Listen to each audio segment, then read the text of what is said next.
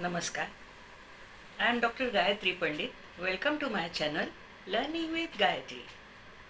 आज आपण बघणार आहोत चौथीच्या सुलभ भारती मराठी याचा एक लेसन.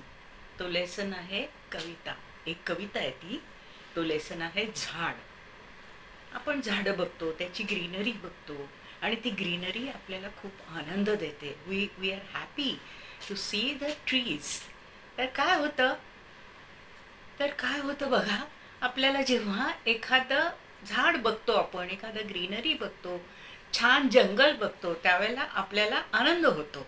आणि हा आनंद ह्या कवितेतल्या चिंगीला मिळालेला आहे. तर चिंगी काय करते बघा बरं. आपण एक एक छोटंसं वाचत पुढे जाऊया. झाड. चिंगीनं लावलं एक झाड, झाडाला म्हणाली लवकर वाढ. चिंगीनं लावलं एक झाड. चिंगी एक छोटी मुलगी आहे आणि तिला काय झालंय, शी इज अ स्मॉल गर्ल.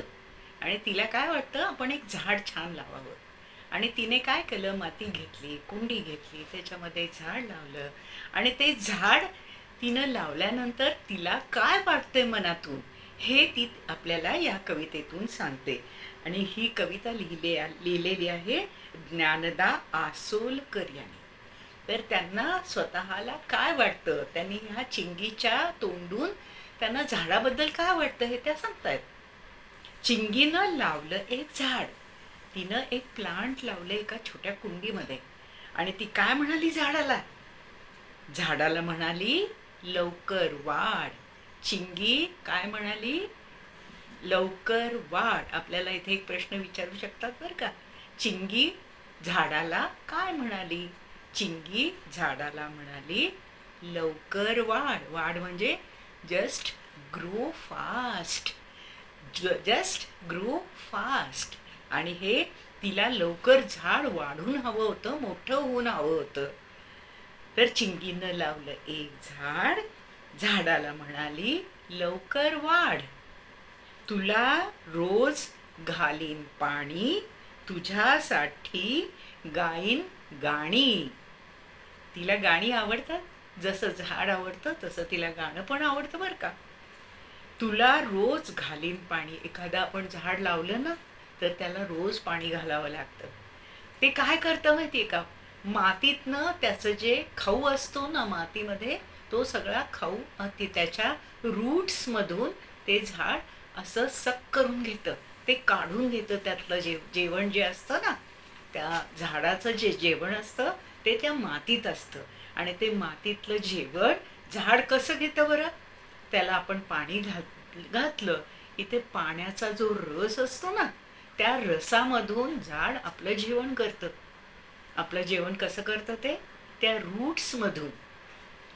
तुला रोज घालीन पाणी. झाडाला रोज पाणी घालावं लागतं बरं का.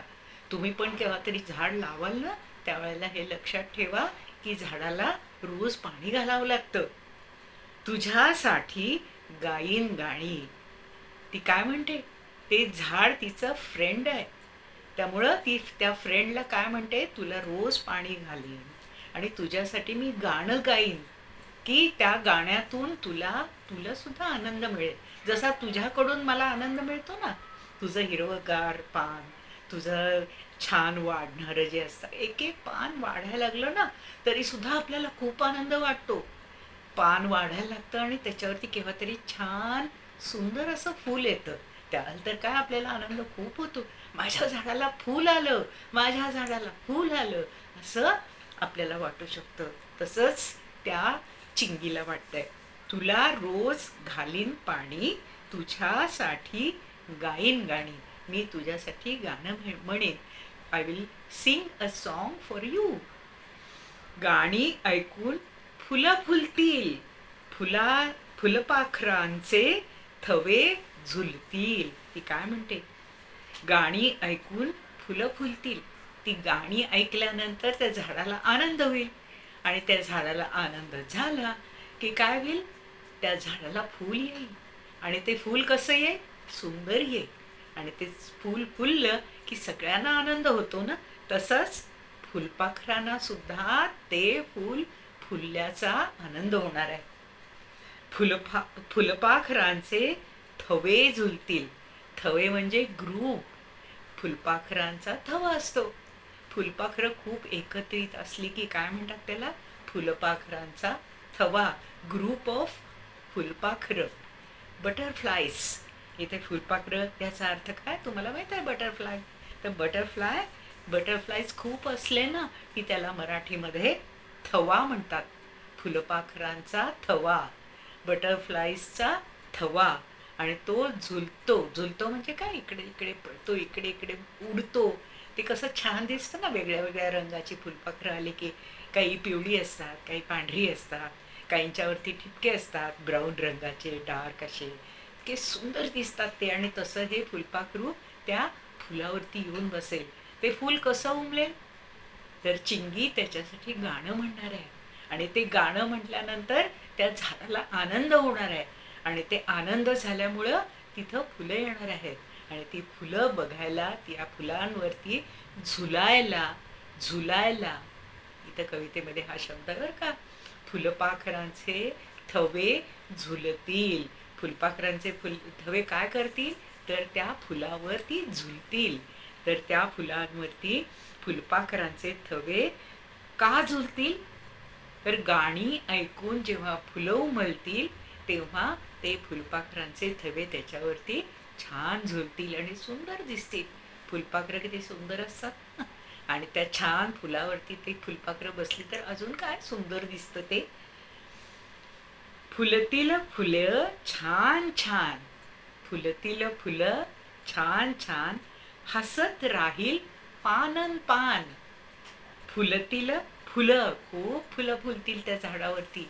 तुम्ही एखादं झाड असं छान लावलं, ते छान ग्रो झालं, त्याला तुम्ही रोज पाणी घातलं आणि पाणी घातल्यानंतर त्याच्यावरती जर छान फुलं आली तर ते झाड किती सुंदर दिसेल.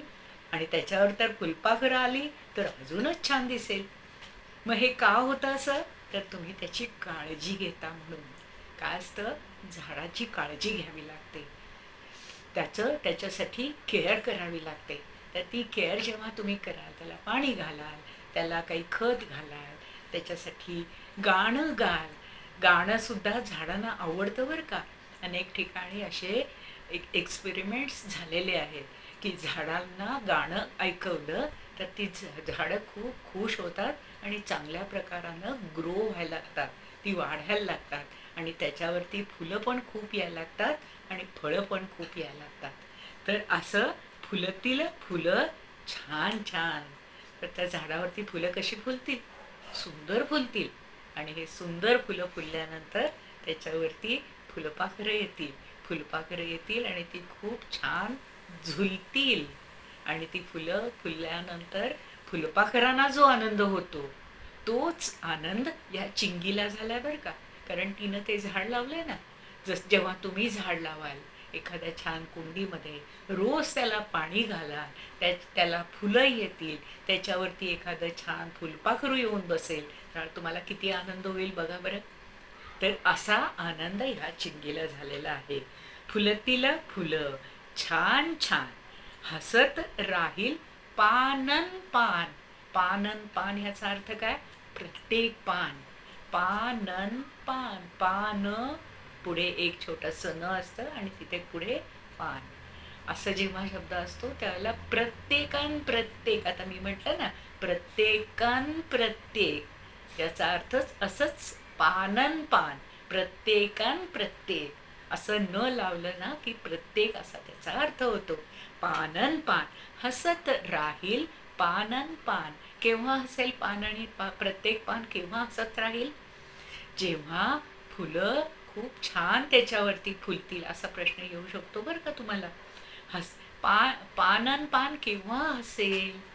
तर त्याचं उत्तर तुम्हाला देता येईल जेव्हा फुलं खूप छान छान फुलतील त्यावेळेला पानन पान हसत राहील. केव्हा फुलतील? जेव्हा तुम्ही त्या झाडाला पाणी घालाल, त्याची काळजी घ्याल, त्याच्यासाठी गाणं गाल, त्यावेळेला ते छान ग्रो होईल. त्याला खूप पानं येतील, त्या पानाबरोबर खूप फुलं फुलतील आणि ती फुलं फुलली की त्याच्यावर फुलपाखरू येईल आणि फुलपाखरू आल्यानंतर काय होईल, हे झाड खूप आनंदित होईल. कारण त्याच्यावरती खूप खूप फुलं आलेली आहेत ना. तर ही खूप छान फुलं आल्यानंतर त्याचं प्रत्येक पान हसत राहील. प्रत्येक पान याचा अर्थ काय होतो, तर ते पूर्ण झाड हसत राहील. पूर्ण झाड हसवण्यासाठी तुम्ही आधी झाड लावलं पाहिजे, ते ग्रो केलं पाहिजे, त्याची काळजी घेतली पाहिजे. आणि ही काळजी घेण्यासाठी तुम्हाला ही चिंगी सांगतेय बरं का, हे तसंच माझ्यासारखंच तुम्ही करा. तर हे तुम्हाला हा धडा, ही कविता तुम्हाला कशी वाटली मला जरूर सांगा. आणि माझ्या चॅनलला सबस्क्राईब करा, लाईक करा आणि शेअर करा. थँक्यू.